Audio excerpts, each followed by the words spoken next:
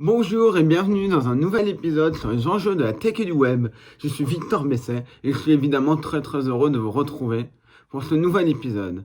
Alors aujourd'hui, c'est la présentation d'une nouvelle série d'épisodes. On en a déjà parlé dans des épisodes précédents, c'est les brouteurs. Je vous avais dit quand je vous avais présenté un peu les différents épisodes qui allaient apparaître dans ma série, donc le dessous des arnaques, les enjeux de la tech et du web, cours, etc., etc.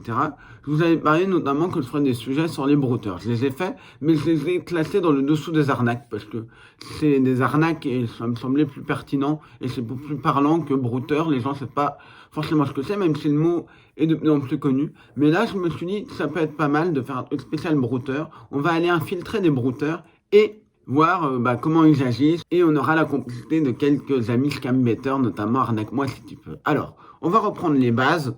C'est quoi un brouteur? Parce que les gens ne savent peut-être pas ce que c'est. Qu'est-ce qu'un brouteur? Un brouteur, c'est un escroc.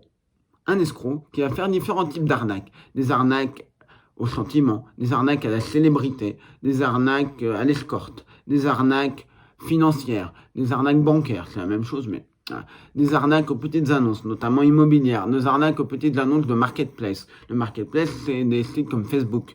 Le site de vente de Facebook qui est dans Facebook s'appelle Marketplace. Ça peut être Le Bon Coin, ça peut être toutes sortes de sites de petites annonces. Les arnaques au bois, mais c'est de la vente, on peut dire que c'est de la petite annonce, etc. Il y en a plein. Bon.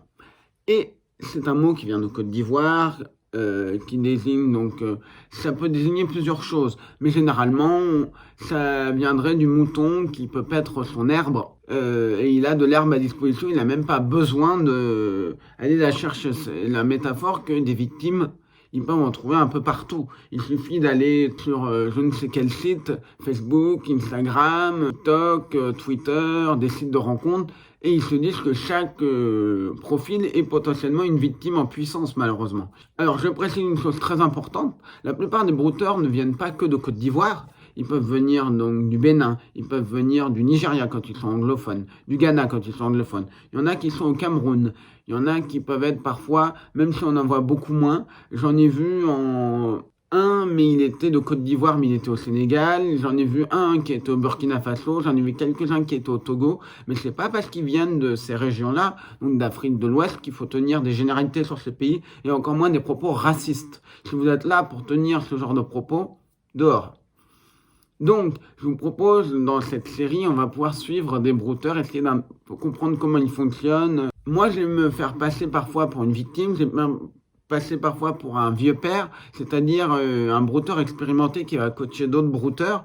Évidemment, le but, c'est de leur raconter de la merde et d'essayer de tirer un maximum d'informations pour qu'ils évitent de faire des victimes.